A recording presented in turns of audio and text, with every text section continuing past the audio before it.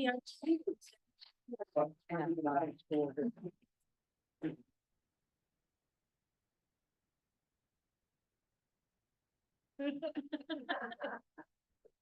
Sorry, had to give you a little. So we're going to ask the interpreter to make a statement, please. Thank you. Buenas tardes, bienvenidos a nuestra reunión. Para quienes necesiten interpretación, este seminario ofrece interpretación simultánea al español. Para poder acceder al canal de español en Zoom, siga los pasos siguientes. En la barra de herramientas de Zoom, haga clic en el icono del globo etiquetado Interpretación. También lo puede encontrar haciendo clic en el círculo que tiene 3 puntitos y que dice More o más. Ahí seleccione usted español de la lista de idiomas disponibles. Si prefiere no escuchar el audio original, puede seleccionar silenciar audio original para una interpretación más clara. Para las personas que asisten en persona y deseen un auricular de interpretación, por favor diríjase al personal del Distrito 5 y se les ayudará a obtener un auricular. Gracias y que disfruten su reunión. Good evening and welcome to our meeting. For those who need interpretation, this webinar offers simultaneous Spanish interpretation. To access this feature, you can go to the Zoom toolbar on the bottom right of your Zoom toolbar, and you can choose the language that you wish to listen into. English speakers who wish to hear comments that may be made in Spanish interpreted into English can click on the English channel to hear the interpretation. If you are attending in person and would like an interpretation headset, please see staff from District 5 and they will assist you in getting one. Thank you and enjoy your meeting. Thank you. Did you do that? Now, Let's do roll call. Pit Marquez-Del Papa. Here. Harry Wisdowski. Here. Joe Rogoff. Here. Spencer Scott is absent. Betsy Van Dyke. Here. Patty Thayer. Here. Vicky Clues. Here. Lonnie Lazar. Here. Carrie Hernandez. Here. And Faisa Mora. Here. Thank you. So we're gonna move on to the approval of the agenda. Can I get a motion to approve the agenda? Motion to approve. Betty's first. You want a second? Oh, there we go. All in favor? I would like to have a public comment. It's an agenda item before you vote on it, please. We have a section for public comment on stuff not on the agenda. No, I want to speak to the agenda item. Approval of the agenda. I want to speak to that item. Okay. Thank you. If you could come to the podium, please, so the interpreter can hear you. Where is the interpreter? The podium, the interpreter is on Zoom. In this. And so this, The interpreter is where? it's virtual on Zoom. So they need to hear you through this microphone. I notice your agenda has no place for correspondence received, which is a typical item that public groups meetings have. I think that's an item that should be corrected. If you receive correspondence, the public should be informed about it. And it should be included in your meeting material. Thank you. Thanks. And I'd be happy to follow up on that if it's a problem for you.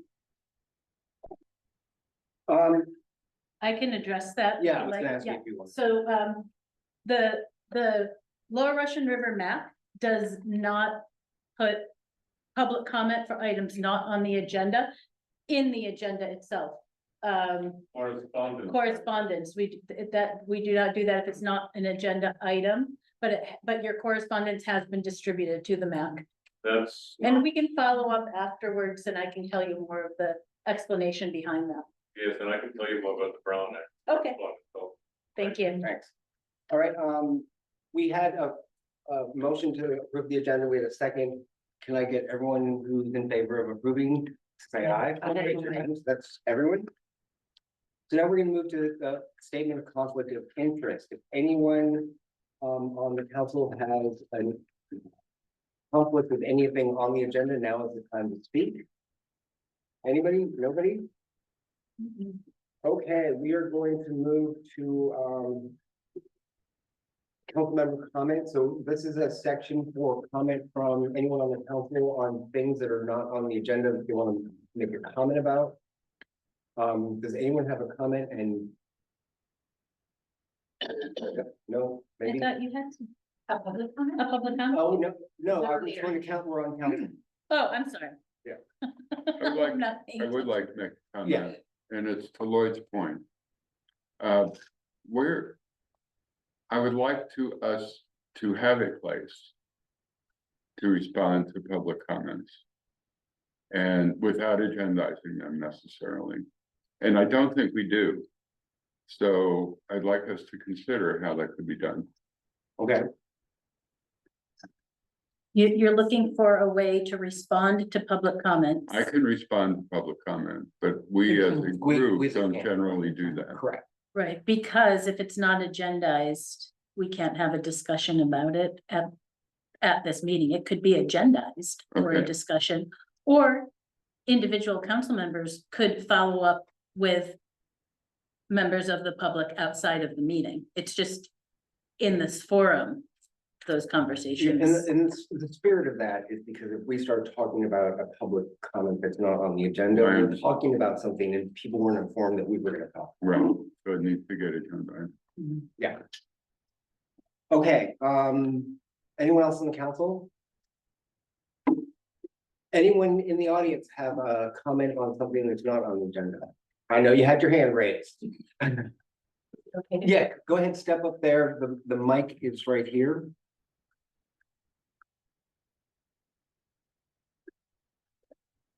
Hi, good evening. My name is Maeve Bergman and our family's been on Neely Road for almost 3 decades. I'm coming tonight to offer thanks to the county and particularly Supervisor Hopkins on her leadership in the purchase of Neely Hill and the other Silver Estates former timber harvest lands. Speaking for our family and as a founding member of the Guerneville Forest Coalition, we are so grateful for this purchase.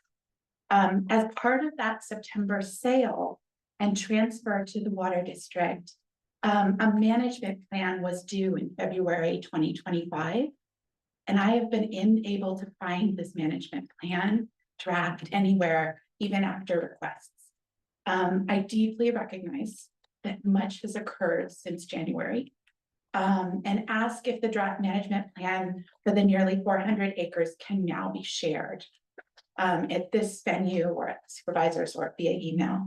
As a close neighbor, I'm deeply interested in how the management plan deals with fire safety, including the undergrowth and the fuel ladder on Neely Hill that would allow fire to go to the tree crowns. As a member of the Guerneville Forest Coalition, I'm deeply interested in the plan and whether it allows increasing spraying on the newly acquired lands from the sanitary district, which is allowable under the district's easement, which precedes the conservation easement in time. Thank you so much. Thank you.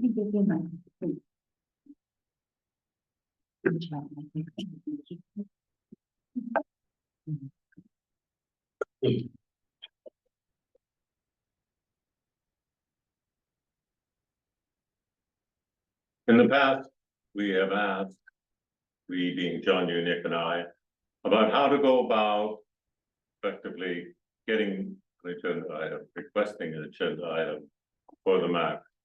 And I also have spoken a long while ago with Ms. Hopkins regarding that process. I asked the Guerneville representative to put a request forward to discuss the DeLong and the George's Hideaway projects. Unfortunately, the representative was unable to get me a response to that. That's a problem, because those are 2 very, very significant projects affecting the area, affecting each of us.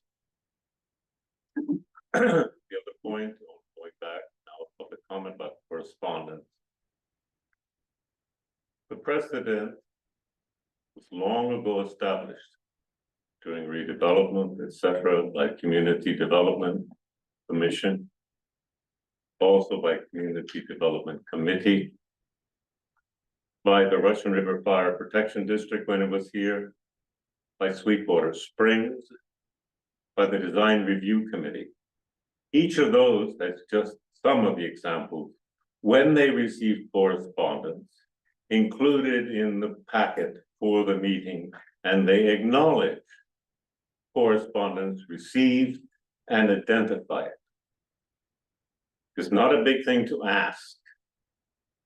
And it's an important part, letting the public know that when they write to you, it has been received. Not by a word of mouth, but by an actual document included in the agenda. Thank you. Thanks. Anyone else have a comment that's not on the agenda? Anybody? What about on Zoom? If you have a question and you're joining on Zoom, please raise your hand. Not seeing any hands raised. Thank you, Tracy. I think that's Tracy. It sounds like Tracy. Yes. Okay, county update. So Supervisor Hopkins could not be here for, to give an update. She was in Sacramento today. So I have two brief updates. One, and this is not on the agenda, so it's not to discuss, but we have for some time been working on having some materials to pass out when the MAC tables for community outreach. So I've drafted up a bit of a plan for a magnet. And I just wanted to share it with everybody and ask you to take a look at it, get back in touch with me if you have any feedback. I'm thinking maybe removing West County Services Center from this. I'll pass it out so you can, why don't you just take one and pass it along? Think about, pardon me? Yeah, sure. Yep. And it's just in draft form.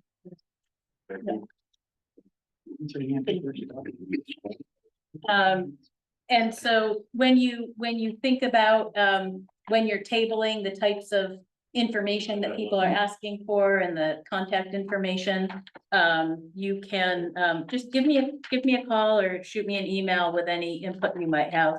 And then I'll just finish it up. It's a very rough draft. Yeah, it's just sort of like the design. I took that picture myself. And so there's that. So we can't discuss it. And then the other thing, I just want to give you a heads up on the topics that we have lined up.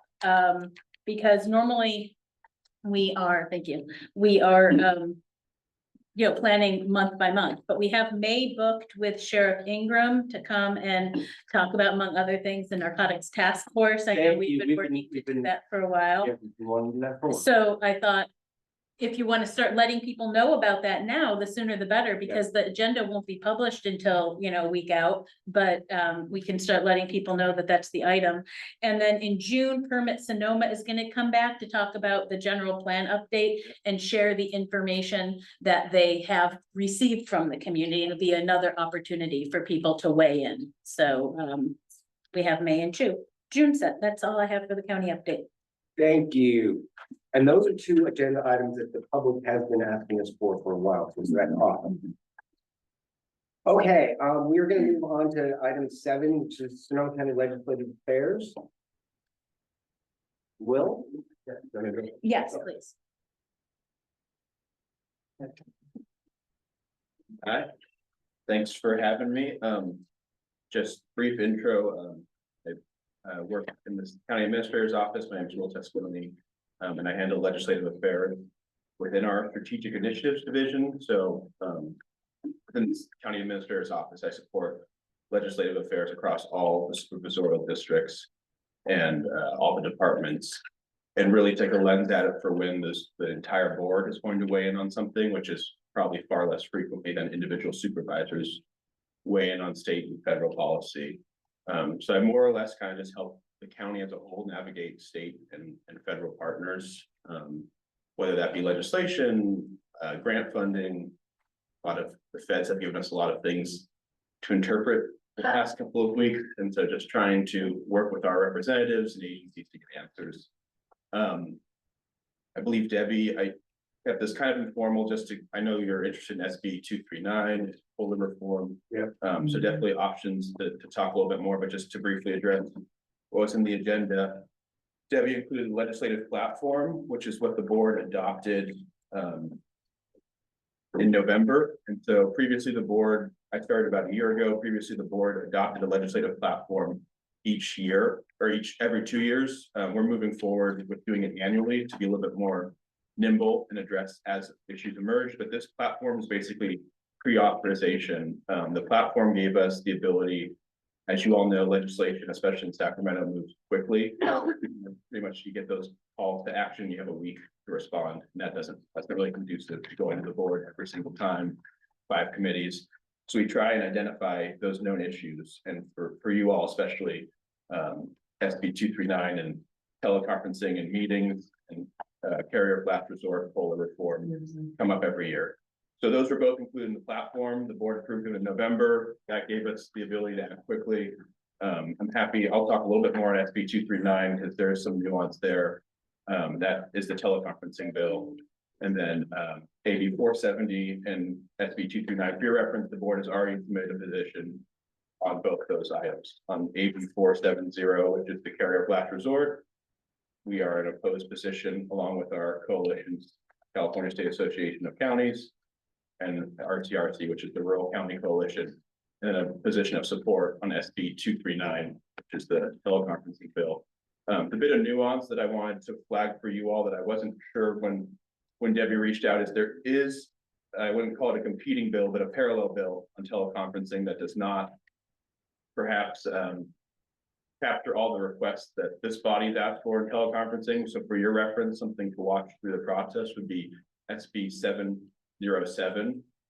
That is another bill that is addressing the same policy space, but is not supported by the coalitions we're a part of because the main difference is at the current stage, these bills will change throughout the year.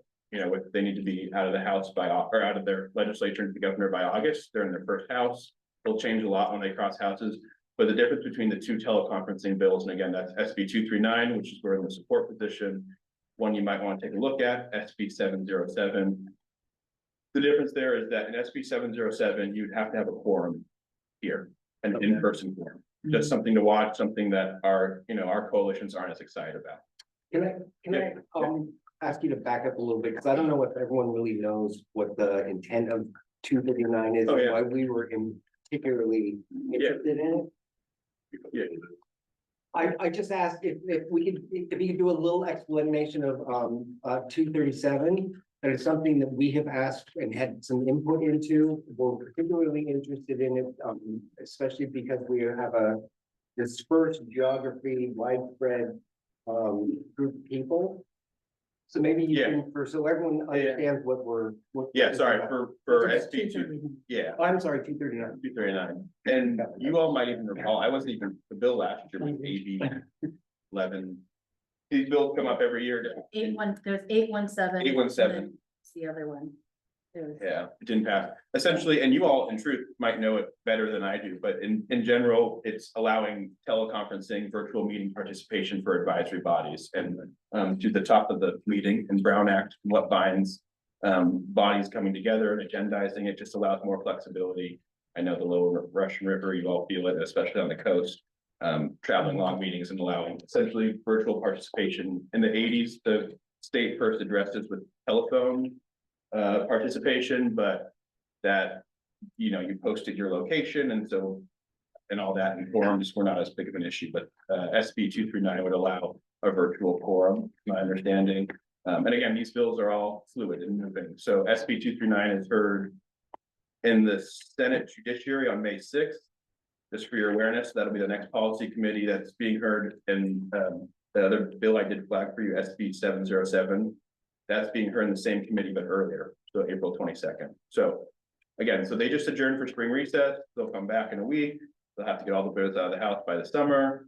Cross houses, they'll in truth probably change a bit more when they cross houses, when they're not their peers looking at the bills, there's a little bit more critical. So the bills aren't in truth as fleshed out until they cross houses. So that's on that bill. AB 470, the carrier of last resort bill. counties opposed to that as well. I think you all are familiar, but I'll back up a little bit more. Is basically legacy copper lines, telephone lines. AT&T has an obligation until someone has an alternative telephone option. AT&T has to provide copper line service, obviously of acute public safety interest and just access challenges out here. There is a formal process through the California Public Utilities Commission where AT&T can forfeit that obligation and say, we don't have to do that anymore. They have a broadband option, they have a cellular option. They've pretty much achieved it in I think every other state. I think like 27 other states have allowed AT&T to get rid of that carrier of last resort polar obligation. California is really the last one to hold out. CPUC denied their application last year. They're trying to introduce AB 470, which is legislation to basically go around the CPUC's process, more or less. That's a little bit of my commentary. We are opposed to it. Many rural counties are, for us, it goes to that extreme interest for the county, for public safety, just how people get information. Our concern broadly is that we just don't trust AT&T to provide accurate, they would like to remove their obligation. And so if it's just them affirming that we have alternative options, that's not as good as the CPUC, a regulatory body, making that determination.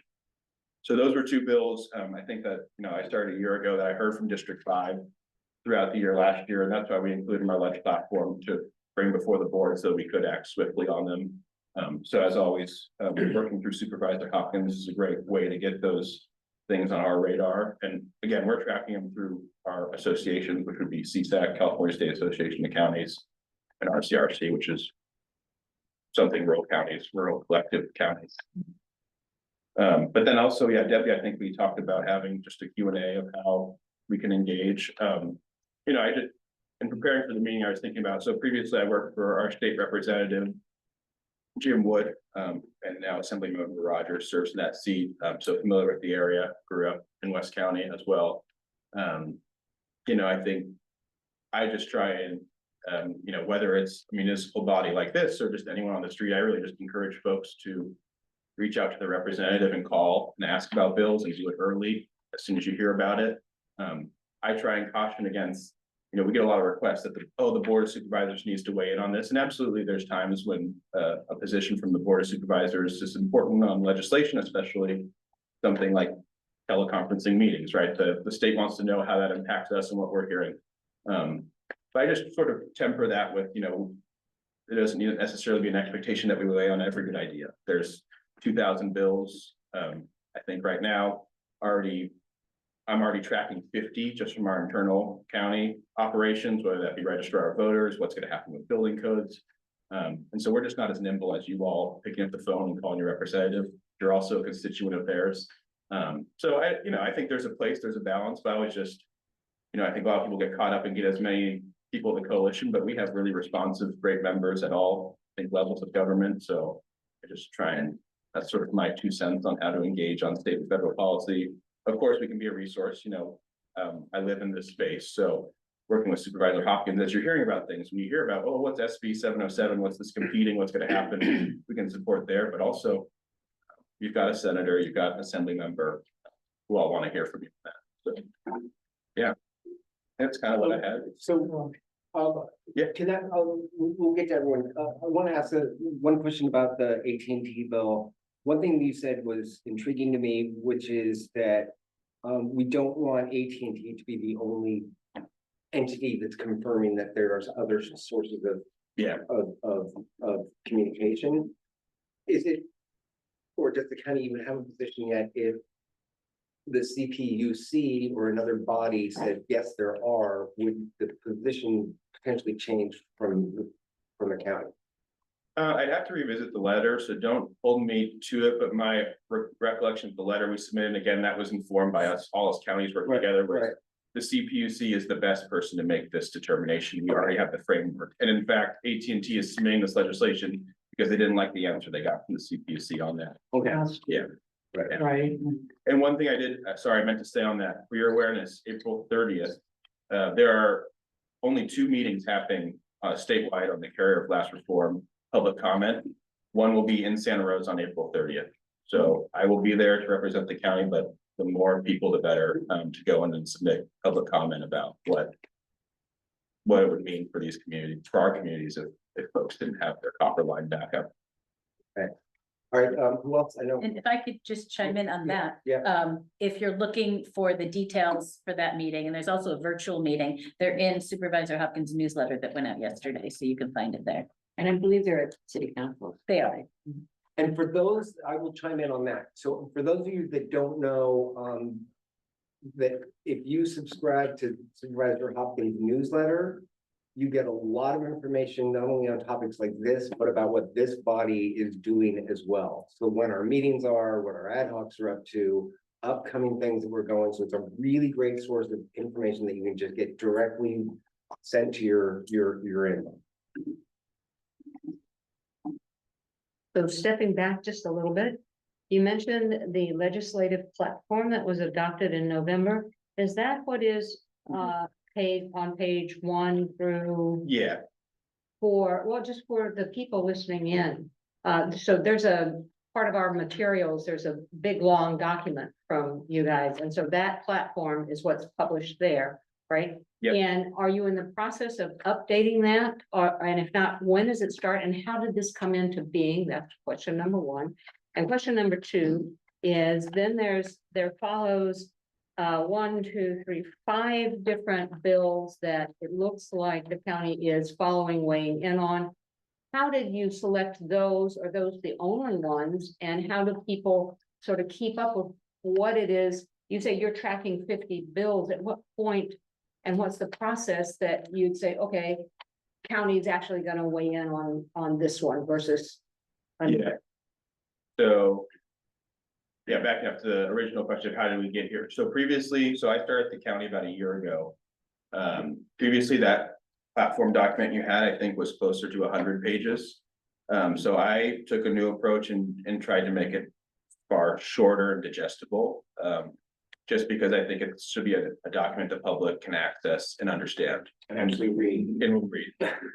That process looked like I started in March. I think in June, I was just reaching out to all the departments. Based it on the previous platform, one of those things, monitoring the legislative session, and then just, it was a push and pull of asking departments for feedback and supervisors for feedback, and me just tracking the legislative session of, oh, we need to be more nimble here. Whole carrier of last resort is really going to impact us. Let's be sure we. So I would say your question too of when it comes before the board again in October this year, end of the year. It tends to come in the fall.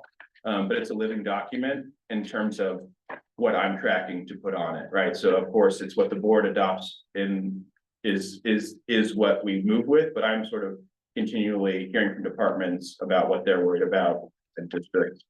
And I think you're pointing to in the document at the end, the 5 policy proposals.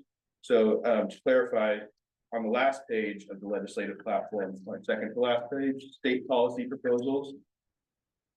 So those are actually not existing bills. Those were items that in conversations with folks, it became clear that state law, in this case, state law is just, I think you all know, touches us a little bit more every day than federal, right? So these were challenges in state law that our departments, for the most part, came up and said, we need to change state law to do this.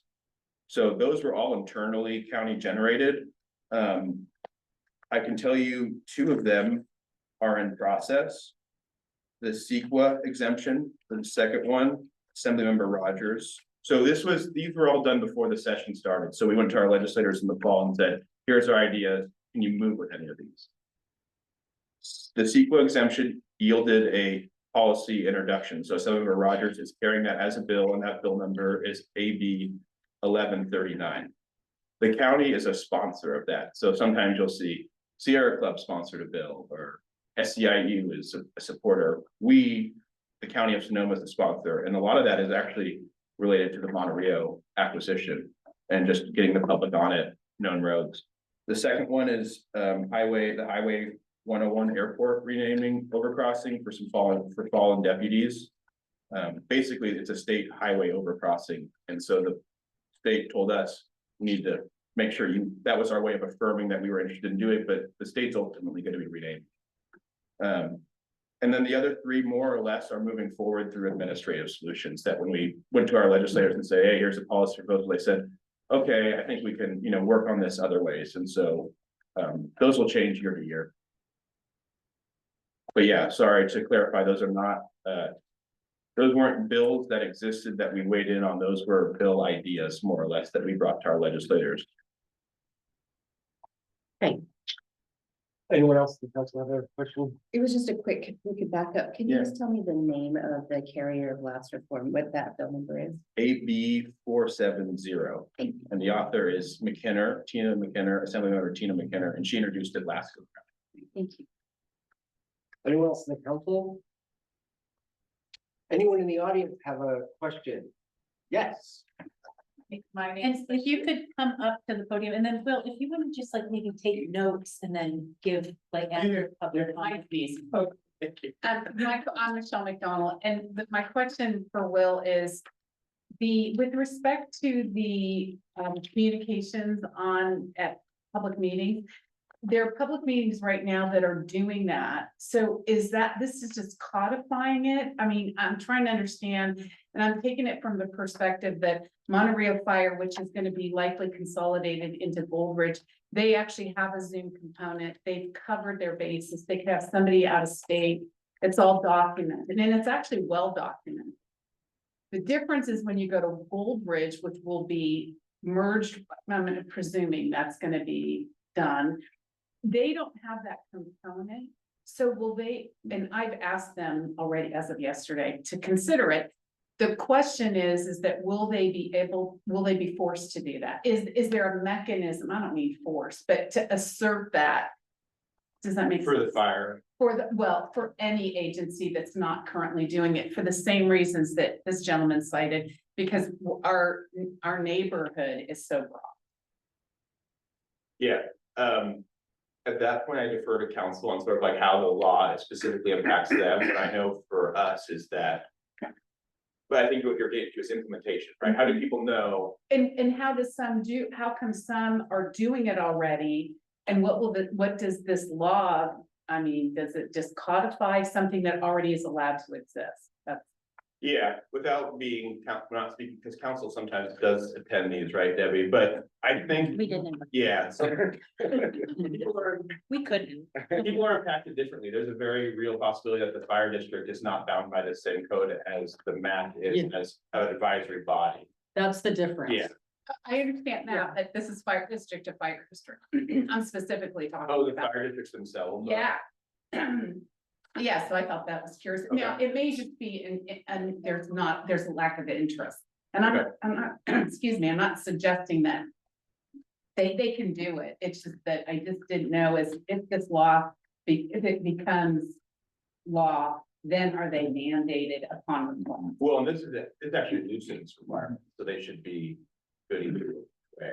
Okay. Yeah, but I'll. It's okay. I'll follow up. Yeah. It's just curious. Yeah. Yeah, go ahead. Mike. Thank you. It's a chance to be on this side of the table. Are you gonna make it brief, Mike? Thank you very much for the presentation. I wanted to address this issue of telecommunications. Yeah. Specifically broadband and specifically an update on Forestville Connect. As you may know, I serve on a board that received a $17 million grant. We've submitted our first month high-level design to CPUC. It was all approved last week. So we are moving forward, working with PI, with Johannes on permitting and working with him on the actual construction phase, so that we're going to do this with a minimum amount of disruption. But the project in Forestville will cover Pocket Canyon from downtown Forestville all the way to Oddfellows and into Oddfellows. And it will also go on the other side to Hollyhill. So we're picking up Just to Hollyhill. Picking up about 560 homes that are unserved. But we're passing close to 1,000 homes. So I just wanted to. That's great. Provide an update to the committee. Thank you. Thank That's you. awesome. Actually, Mike, I have a question. Yes. On whatever you need to construct to do this, Yes. are you connecting with like the FPA or other groups who are looking at sidewalk construction and things that are gonna happen in downtown? That's very good, because Highway 116 is a state highway. So that is a Caltrans issue. Yes, we know. That disrupts We that. know. And they will have to trench, because it's an underground conduit. And we're going to be in the same trench as them, from Rate and Fire, where our HUD is gonna be located. And the major communication hub connects all the way back to, what's called Hurricane Electric, and which is a internet hotel, if you will, down in the Bay Area. So, and our project is going to be undergrounded on all county as well as state highways. Thank you. All right. Thanks. Any other questions? All right, thank you. Thanks. Anyone else in the room here have a question or comment on legislative issues? I just want to say to Vicky real quickly, that this was addressed at the trenching and the construction and the sidewalk was addressed at the Forestville Town Hall. Yes, Mike wasn't there, so I just wanted to make sure there was a connection there. Yeah. All right, what about on Zoom? So many hands raised. If you're attending virtually and you'd like to ask a question or make a public comment, please raise your hand. I Anybody? don't see anybody. All right, great. Yeah. go. For you, Debbie, this says that SB 239 would allow remote participation for appointed members. What does that mean exactly? Because like the River Map, we have people attending on Zoom. Is there a difference there? It's the actual representatives. Well- So right now, everybody needs to attend in person, or there's some very strict rules where if you're sick, that's actually expiring at the end of this year, you can attend remotely. But this would allow the appointed members, the people on this body, to attend by Zoom. And it would still be in compliance with Brown. But right now, they have to be here in person. All right, let's move on to number 8. Discussion on takeaway from the all-Mac meeting. And so there isn't really, I mean, someone Well, to that's lead, talking to to- lead that. It was, I don't know, I mean, you all were there, I mean, maybe. I was there, I was on the panel. A bunch of them there. I think everyone, or pretty much everyone. was there. I'm sorry, I missed it. I was on vacation and just turned off my camera.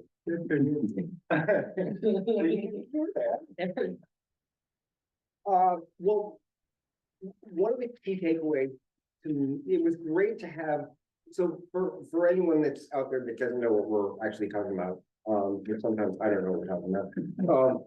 Is that we had our first large scale meeting of all the bodies in the county of Sonoma that are like our MAC here in the Lower Russian River. Not all of them are called MACs, a lot of them are, some of them are called different kinds of things, but they're all from every single district in the county. There is something like this, or sometimes there's more than one of them, like there is in the 5th district. So we got together basically to kind of share our experiences with each other, where we think we need help from each other, how can we share back and forth more. And so it was pretty much a full day of presentations. We had a panel discussion, we had breakout sessions where we all shared, and people from different MACs were at each different thing. One of the things that I learned that was kind of cool is that this particular body seems to be ahead of a lot of them, because we were one of the earliest ones in terms of organizational structure. So we're not perfect, obviously, but it was nice to be able to share our experiences with other groups that are just going through the starting phases of what they were doing, what to watch out for, the bylaw creation, all that kind of stuff. So it's nice to be able to get these people together so we can share back and forth on things we've learned, things we haven't learned, what we can do from each other. And you know, one thing that I found really positive, I've said this before, I think I said it at the Forestville Town Hall.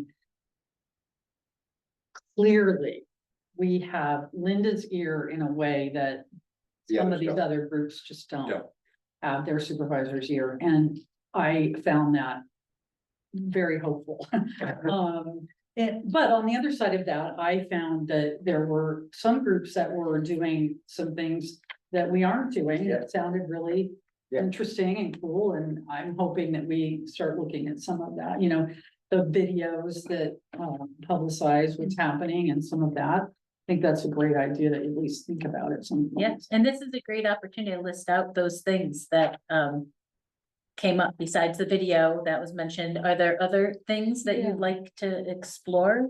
Right, well, I'd like to share that for me, what I came away with were a couple of things. One of them was really getting to identify the diversity of our county and what each of these individual maps and unincorporated areas hold. And it was a little bit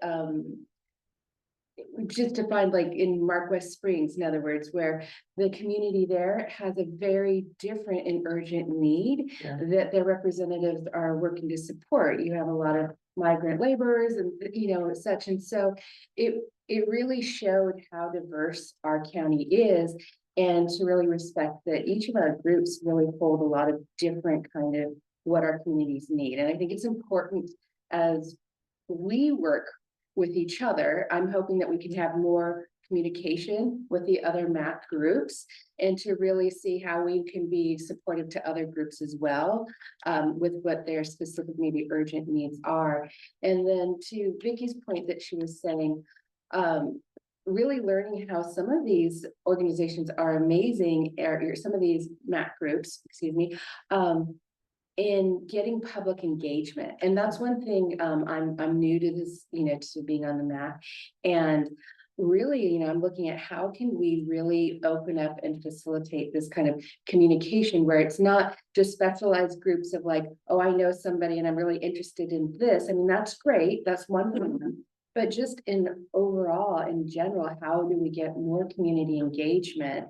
And so they have, in talking with some of the groups, they have a lot of public events. And I know we talk about tabling and where we can be publicly seen and, you know, engaging, and they hold a lot of events. There were some comments about budget and, you know, how they can, you know, wisely use a very small amount of funding, but how they use that to kind of bring families out, bring the community out to be involved. So I think that there's a lot we can learn from how these other MAP groups are getting public engagement. And just to say also, you know, our MAP groups, just, you know, up north, they have a lot of different kind of land use issues that they deal with and things like that. So just kind of expanding, you know, from our little enclave here that is so lovely, to realize that our county has really diverse needs that these groups are all kind of, you know, working toward.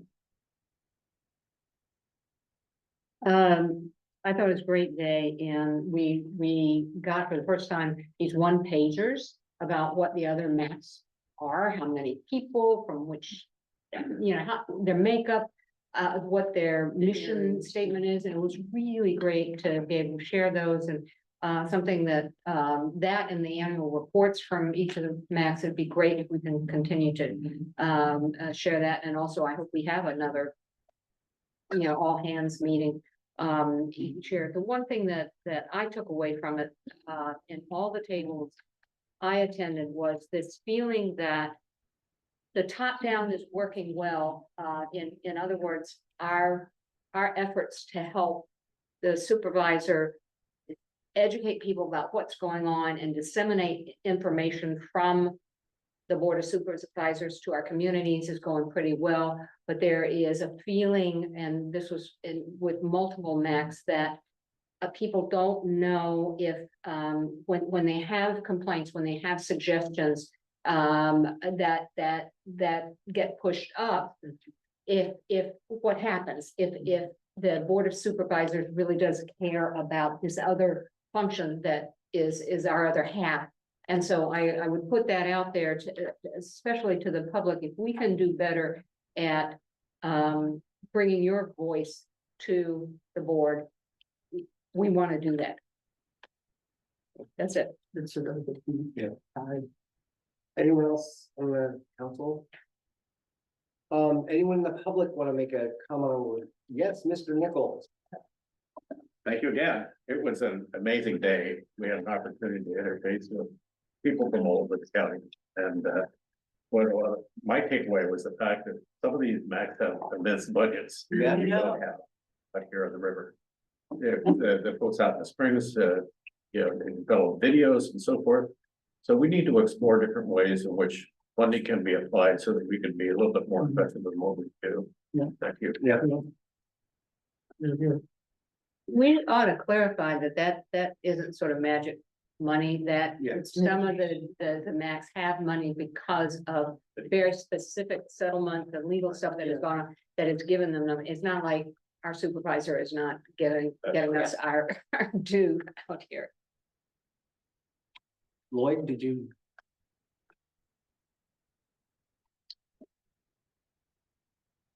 The lady just encouraged us to make the voice heard at the board of supervisors by example. Certainly, I have spoken there often. This is. I'm addressing what the lady said in We're regards. we're actually talking about the meeting here. Yes. Okay. Part of her point was community, how is the community involved, how does the community engage?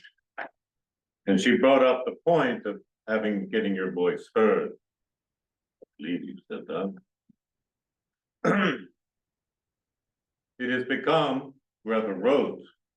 And it's difficult for a group to build confidence in the community that it's actually being listened to rather than well-meaning. Lloyd, I'm gonna interrupt you again. Hold on a second.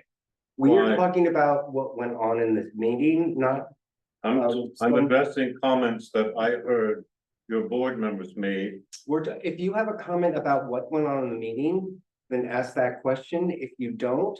Okay, then I'm I gonna- have a comment about what you just now discussed Lloyd, on the agenda item. You don't want to hear it, Mr. Piera, fine, good, thank you. you're welcome. Okay, does anyone else in the public have a comment? I'm not seeing any hands raised online. Okay, then let's move on to the next. I'm sorry, Yeah. Go ahead. there's momentarily a hand raised. Dory, did you raise your hand or was that a mistake? Seems fine to move on, Pip. Sorry about that.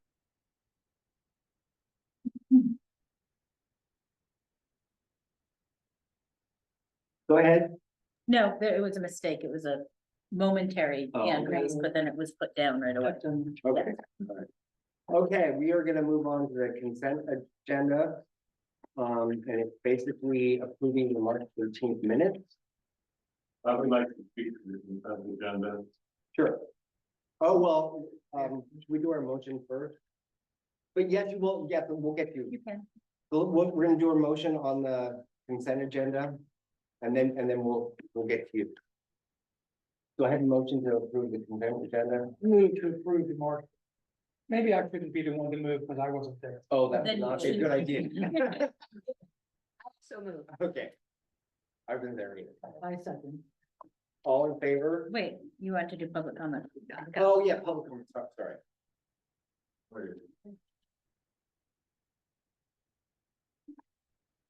The last line on says, may request that an item be removed from the consent agenda for discussion.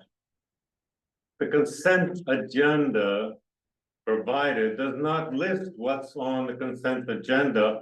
How the heck could I know what I might want to discuss? How the heck, if you have the same agenda that I have, can you decide to vote on something when it's not even listed here? What is going to be on the consent agenda?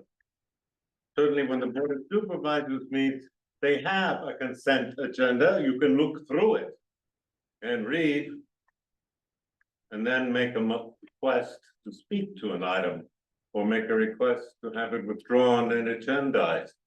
This doesn't allow anything, doesn't tell me anything. It's not an example of transparency. Thank you.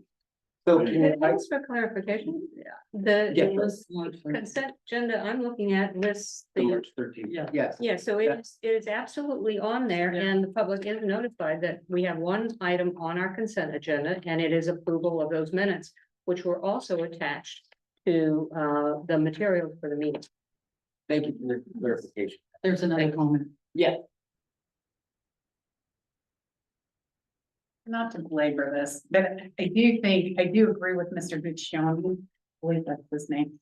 The minutes should be after the agenda approval if you look at a process. So I would encourage you not to use it as a consent item, because a consent item is usually part of another action item bucket.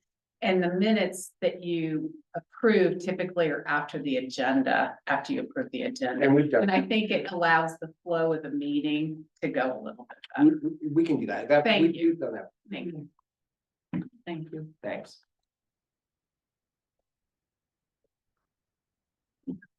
We had a, is there anyone on Zoom? Sorry. There are no hands raised. It's on Zoom. So anyone wanna, And do we then wanna vote? and think about if you were here or not. Yeah. And then, I think I would and I hear, think, yeah, so, but just do the vote and then also ask for people who are abstaining and I'll. yes. Okay. And we'll, because I know there was a couple out, we will do it by roll call. Okay. Let me just sub in my. Okay, so I'll go by roll call and then you'll say what your vote is, if you're abstaining or whatnot. Okay, so Pitt Abstain. and Terry, Abstain, I wasn't at the meeting. right? Joe Abstained. Oh, okay. 1, 2, 3. and Spencer is not here. Betsy, I approve. you were here, yes. Patty, Approved.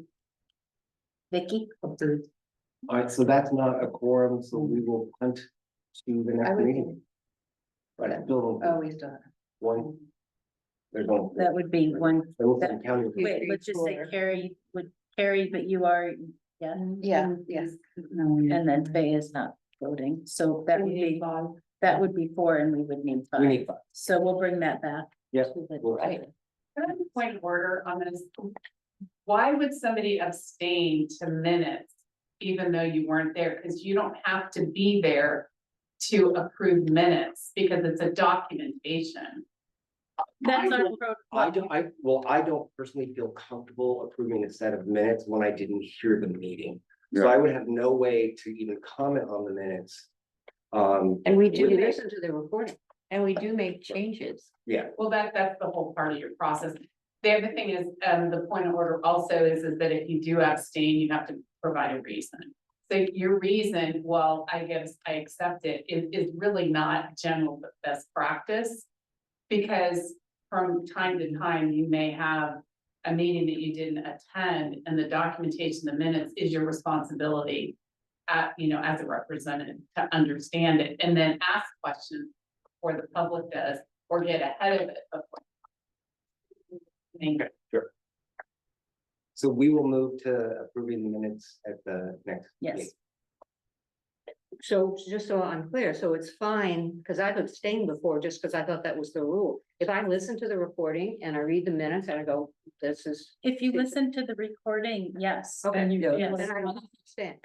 No, you don't have to abstain if you weren't here, but if you weren't here and you can't make a judgment based on reading it, then you may abstain, and that's the recommendation that we've done for the protocol. Or if you weren't able to ask questions that you needed clarification on, because you just listened to the recording. Okay, with that, we are adjourned.